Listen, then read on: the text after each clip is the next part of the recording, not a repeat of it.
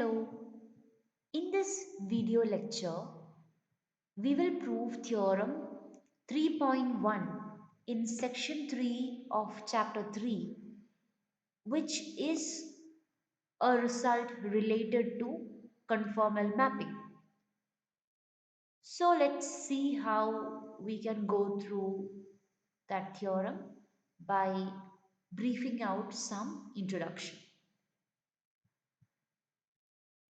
If we are given two smooth maps, gamma 1 and gamma 2, which are intersecting at some point set naught, definitely the set naught, the point, can be written as gamma 1 of some t1 and also gamma 2 of some t2, right?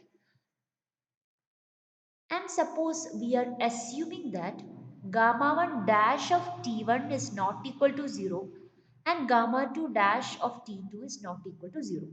We are assuming it's so.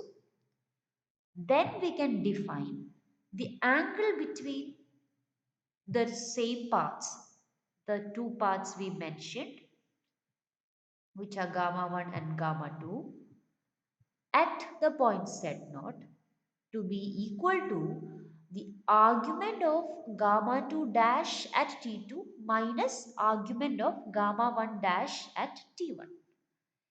In order to understand this as an illustrative way, just look at the picture given here where the real and imaginary axes are drawn in the color yellow. Okay, and you have gamma 1 and gamma 2 drawn with the color light brown.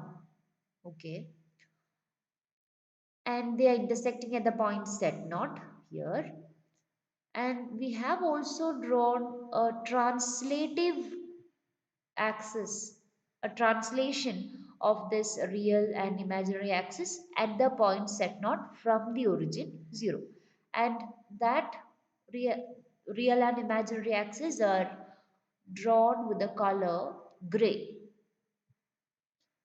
What is drawn here is we have given a line, a tangent line at set naught for gamma 1 as well as gamma 2, and you can find the angle of the two tangent lines from the positive real axis which we have translated to the point set naught. So this is our positive real axis, right? So from the positive real axis, this will be theta call, there is a light change there. This will be that will be T2 and this will be T1.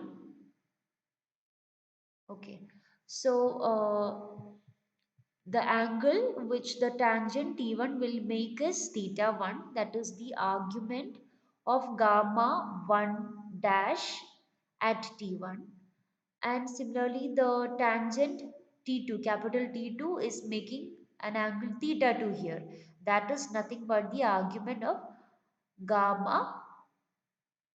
Theta 2 is nothing but the argument of gamma 2 dash at T2. So that is how we define the angle between two paths, smooth paths which are given. So let's move on to the theorem, which is a very important concept when we are dealing with conformal mapping. If f from G to C is analytic, then f preserves angles at each point set naught of the region G where f dash of set naught not equal to 0. So you are seeing something called a property which is called preserving angles at points, right?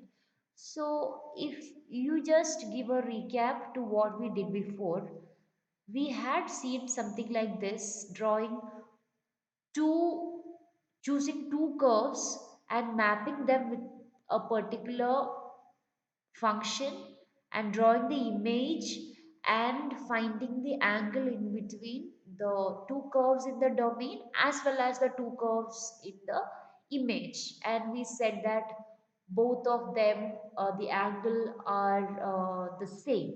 Okay, that is what we are uh, taking, the that property is what we are taking here. Okay, so you have the region, open connected set region G, and we are having the function on that region, and we are assuming that at every point set not in G such that the derivative of f is not equal to 0, the function preserves angles at those points. So first assume that gamma is a smooth path in this region, and we know that f is analytic. We are given from the hypothesis. If f is analytic, we earlier learned during the sessions in analytic functions that if f is analytic, its derivatives will also be analytic. That means here f dash will be analytic. F dash will be analytic means f dash will be definitely continuous in particular.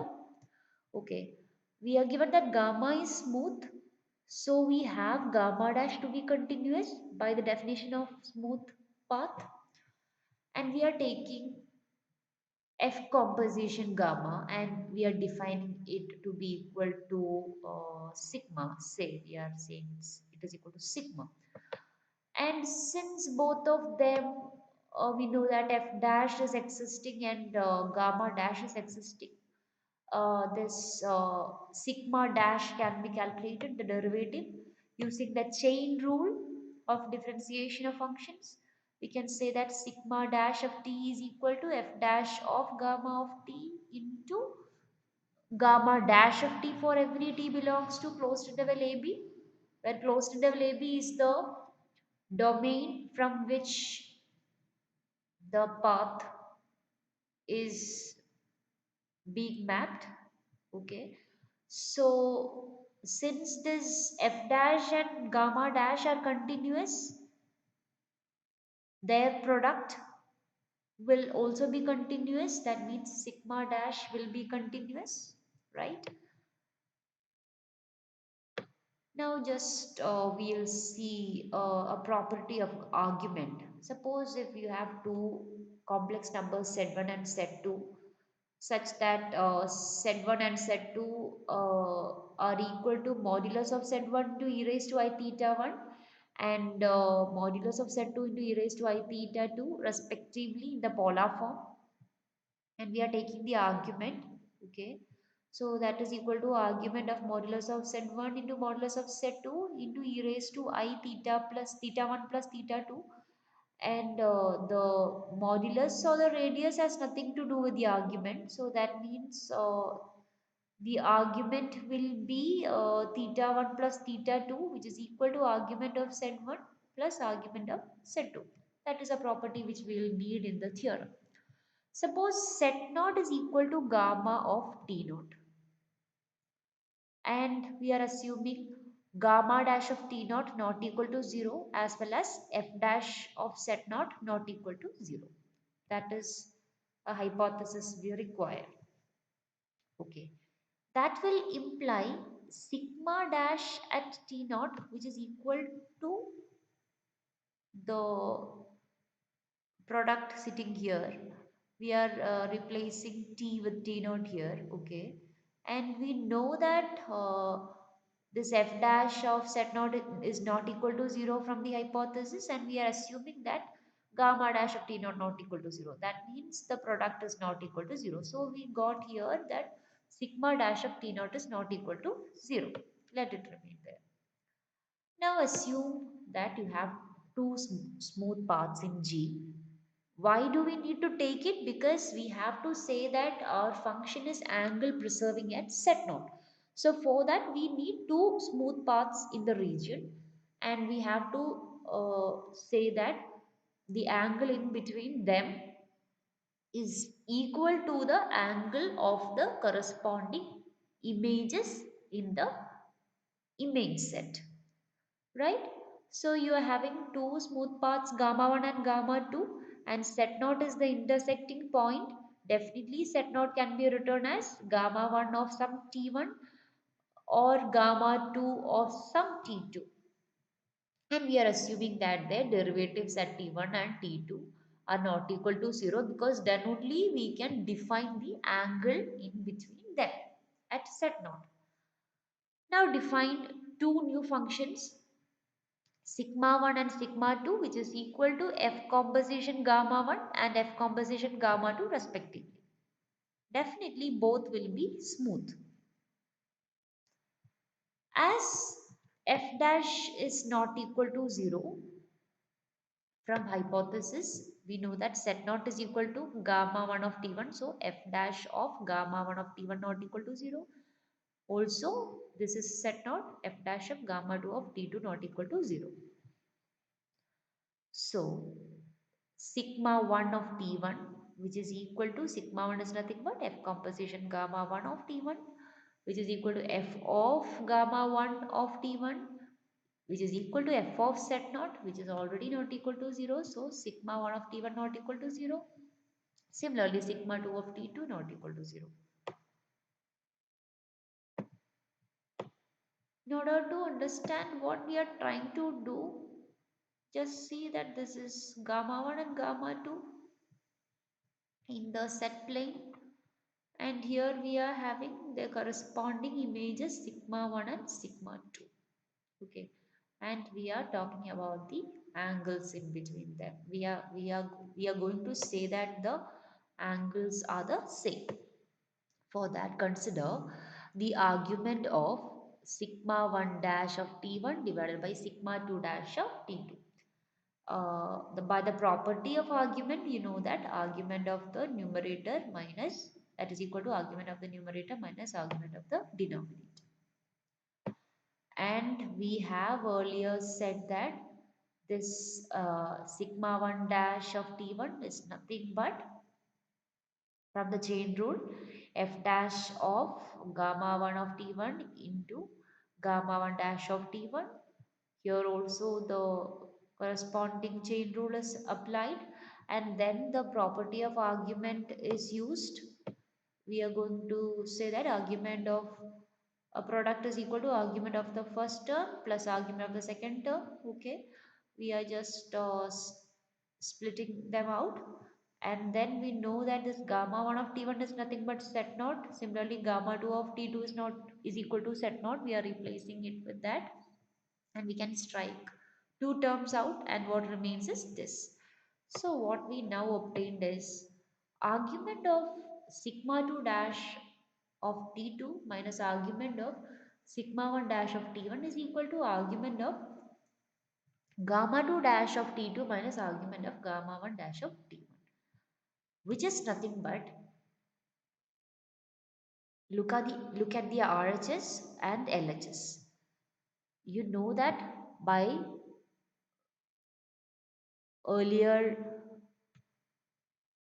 portion that we said, we define this to be nothing but the angle between sigma 1 and sigma 2 at the point f of z naught. Similarly here, this is the angle in between gamma 1 and gamma 2 at z naught, and we are saying that both the angles are the same.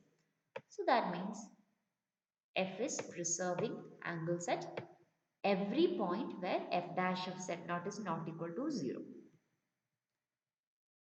So that is theorem 3.1, which is a very simple theorem. So let's see in the next video lecture. Thank you for listening.